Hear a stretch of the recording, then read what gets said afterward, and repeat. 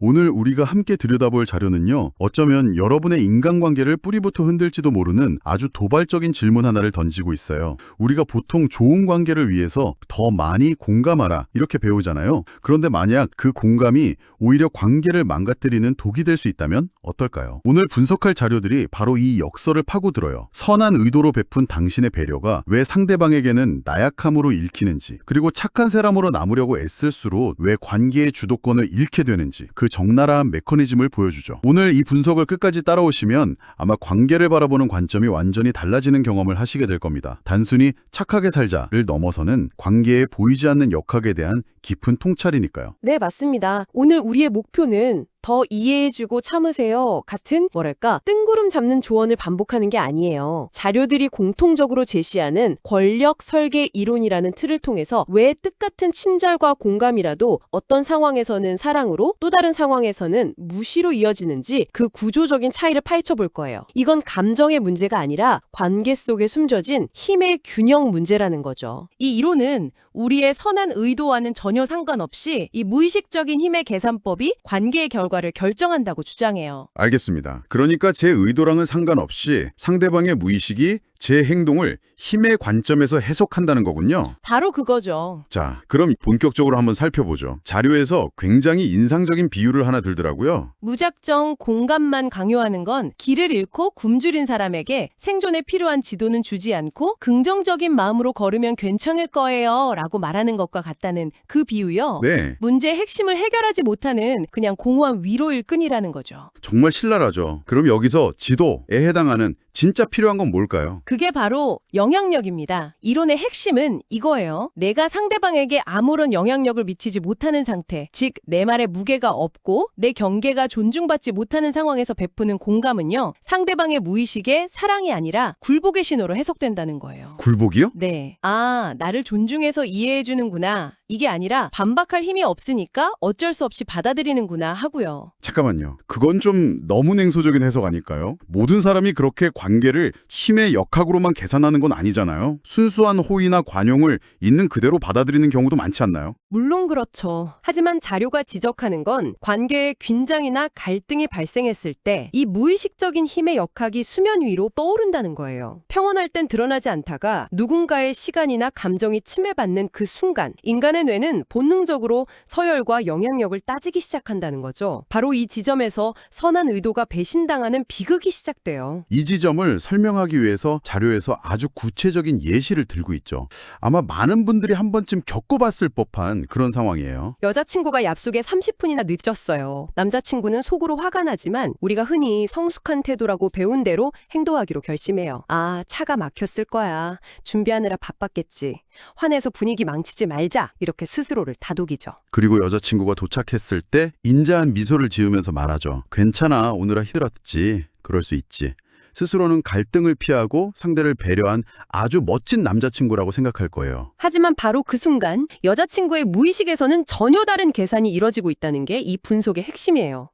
자료는 그녀의 무의식적 반응을 이렇게 묘사해요. 아, 이 남자는 내가 자신의 소중한 시간을 30분이나 낭비하게 만들어도 나를 잃을까봐 두려워서 자신의 당연한 권리마저 포기하는구나. 남자는 이해심이라고 생각한 행동이 여자에게는 두려움으로 해석된다는 거네요. 이게 정말 의식적인 생각의 흐름인가요? 아니면 자료의 표현처럼 거의 무의식적이고 본능적인 느낌에 가까운 건가요? 후자에 가깝습니다. 여자친구가 이 남자는 약해 라고 명확하게 언어적으로 생각하는 게 아니에요. 그보다는 일종의 매력의 감소로 체감하는 거죠. 자신을 지키지 못하는 사람에게서는 안정감을 느끼기 어렵기 때문이에요. 결국 남자의 배려는 관용이 아니라 나약함의 증거가 되고 나는 함부로 대해도 되는 사람이라는 신호를 스스로 보낸 셈이 되는 거죠. 그럼 이게 악순환으로 이어지겠네요. 남자는 관계를 지키려고 더 착하게 굴고 여자는 그런 모습에 점점 더 매력을 잃고 그를 존중하지 않게 되고 결국 남자의 선한 의도가 관계를 파멸로 이끄는 아이러니가 발생하는 거군요. 그리고 이건 비단 연인 관계에만 국한된 이야기가 아니에요.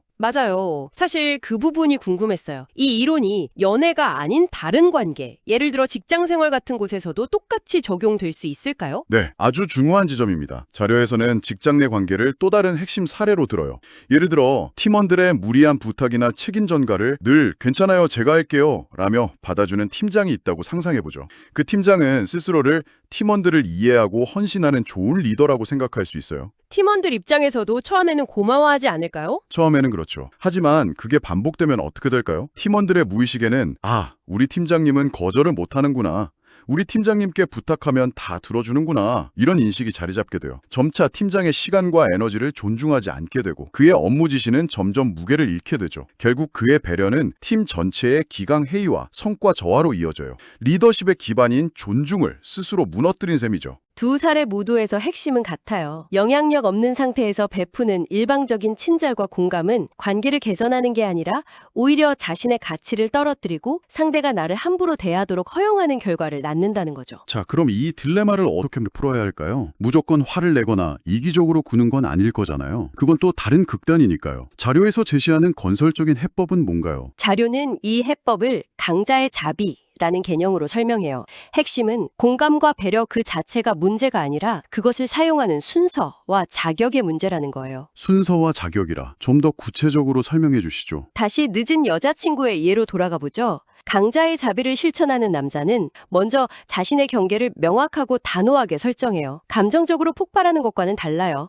차분하지만 단호하게 말하는 거죠. 나는 약속 시간을 중요하게 생각해. 네가 30분 늦은 건 나에 대한 존중이 부족해 보일 수 있어. 다음부터는 늦지 않도록 신경 써줬으면 해. 일단 자신의 원칙과 그로 인해 느낀 감정을 솔직하게 전달하는 거군요. 여기서 상대방의 반응이 중요하겠네요. 그렇죠.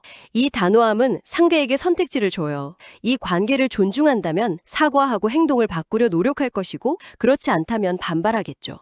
만약 여자가 진심으로 사과하고 미안해, 다음부턴 정말 조심할게 라고 반응할 때 바로 그 순간 베푸는 공감이 진짜 힘을 발휘해요. 알았어, 다음부터 잘하면 돼. 와줘서 고마워 라고 따뜻하게 안아주는 거죠.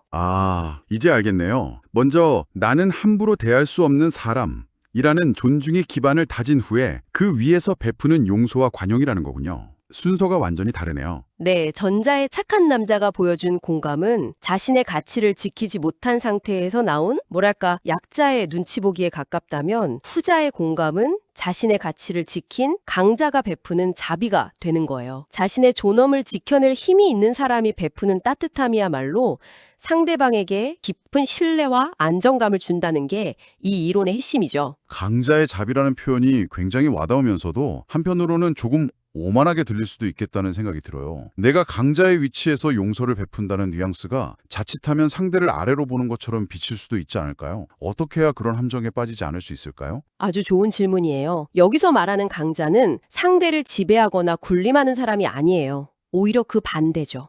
그런가요? 자신의 원칙과 감정을 건강하게 지켜낼 줄 아는 사람을 의미해요. 핵심은 태도에 있어요. 상대를 비난하거나 가르치려는 태도가 아니라 이것이 나의 경계선이고 나는 이것을 중요하게 생각해 라는 나 전달법으로 소통하는 거죠. 이건 상대를 공격하는 게 아니라 나 자신을 지키는 행위예요. 이런 자기 존중이 바탕이 될 때 비로소 상대방도 나를 존중하게 되고 그때의 관용이 진정한 의미를 갖게 되는 거죠. 그렇군요.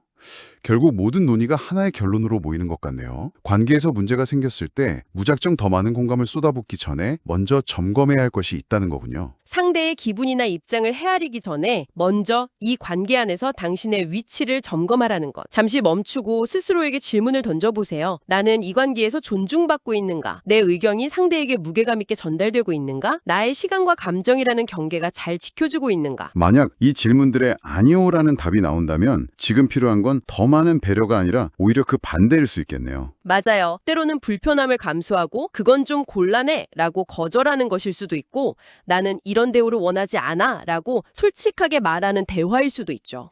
그렇게 당신의 가치를 스스로 재정립하고 상대가 당신을 존중하고 어느 정도는 어려워하게 만들었을 때 바로 그때라야만 당신의 따뜻한 공감과 배려가 값싼 동정이 아니라 가치 있는 사랑과 존중으로 전달될 수 있다는 것이 이 분석의 최종 결론입니다. 자료에 나온 문장 중에 정말 뇌리에 박히는 게 있었어요. 영향력이 없는 선함은 무능력이고 주도권이 없는 배려는 비굴함이다.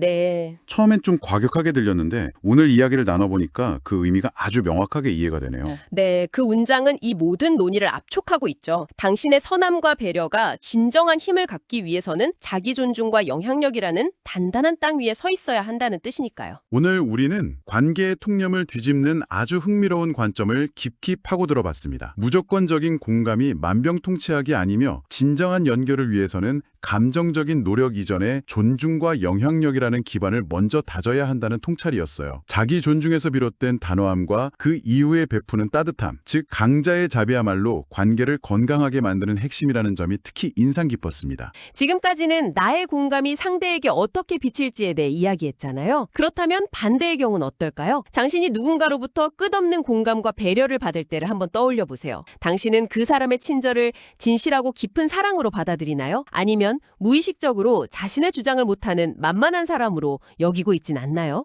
당신의 관계 속 힘의 역학이 타인의 친절을 해석하는 당신의 방식에 과연 어떤 영향을 미치고 있는지 생각해 보시는 것도 아주 의미 있는 시간이 될 겁니다.